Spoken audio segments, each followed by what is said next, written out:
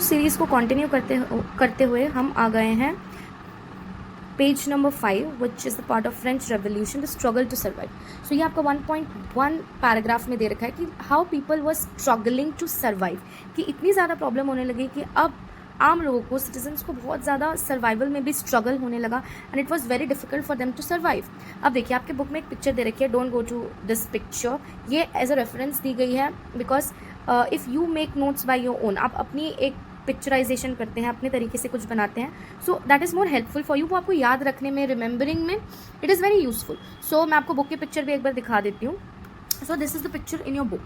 Now what is this figure showing? This figure is basically showing how the nobleman, basically how the first estate is dominating the third estate people. That means the first estate के nobleman के पास सब कुछ है, he has the grain, he has the house, he has the seat, he has the authority, but फिर उनको और चाहिए, they want more and more. In the further book you will be reading about the Neeb riches also, it also signifies power. Okay, so वो third estate को और भी ज़्यादा बोल रहे हैं कि हमें और चाहिए, जब वो ग्रेन्स ला के दे रहे हैं, फ्रूट्स ला के दे रहे हैं। So this is what I have portrait कि उन्हें और चाहिए। Now what is this showing? This is showing the noble man is the spider and the poor man, the peasant, third state people is the fly. That means जिस तरीके से spider अपनी web में सबको फंसा लेता है, फ्लाई को फंसा लेता है, इंसेक्ट्स को फंसा लेता है, द सेम वे ही is doing that. So that is why this picture has been named as the spider and the fly. So आप इस तरीके से अपनी सिग्निफिकेंस के लिए, अपने रिमेंबरिंग के लिए बना सकते हैं। Now moving towards the next one, now the more the devil has the more he wants. अब डेविल क्या, कि शैतान को जितना चाहिए, जितना हो उसको और चाहिए और चाहिए। This is the bad thing that is in this phrase. So इस फ्रेज को ऐसा माना जाता है कि आप ग्रीडी हो, a person who is greedy, उसको ज़्यादा से ज़्यादा चाहिए। So this is what was going on.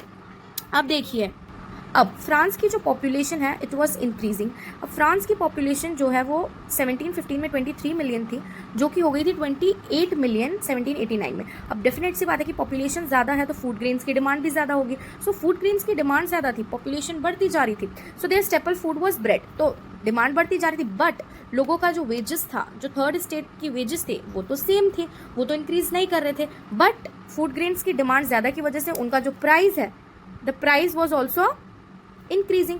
अब डेफिनेट सी बात है, डिमांड ज़्यादा है तो प्राइस भी ज़्यादा होगी, बट वेजेस कम थे, वेजेस उतने ही थे जितने थे।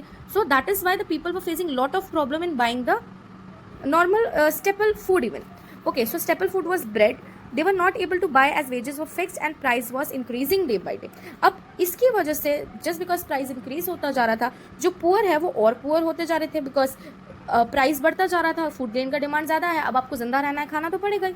सो और जो रिच है वो उनको टैक्स पे कर रहे थे। नॉर्मल जो टैक्स था वो तो सारा ऑलमोस्ट जो वो कमा रहे थे वो सारा किस में जा रहा था, ज़्यादातर टैक्स में जा रहा था, गवर्नमेंट के पास या रिचर सेक्शन के पास जा रहा था। सो जो गैप था between the poor and the rich, it was widening. So वो वाइड होता जा रहा था and the poor was becoming more poor and rich section जो था वो और रिच होता जा रहा था। Now all this led to subsistence crisis. Now what do you mean by subsistence crisis? Subsistence crisis एक ऐसा सिनेरियो होता है जिसमें you have an extreme situation where the basic means of livelihood are not endangered, that means basic needs भी आपकी fulfill नहीं हो रही है। So all this led to subsistence crisis, basic needs were not even fulfilled, that means लोगों को 3 time का खाना खाने का भी पैसा नहीं, they were not able to earn, so this was the major problem, this is why लोगों में और गुस्सा बढ़ता जा रहा था। So this is how I have made the note for the page number 5, so you can see, stay tuned.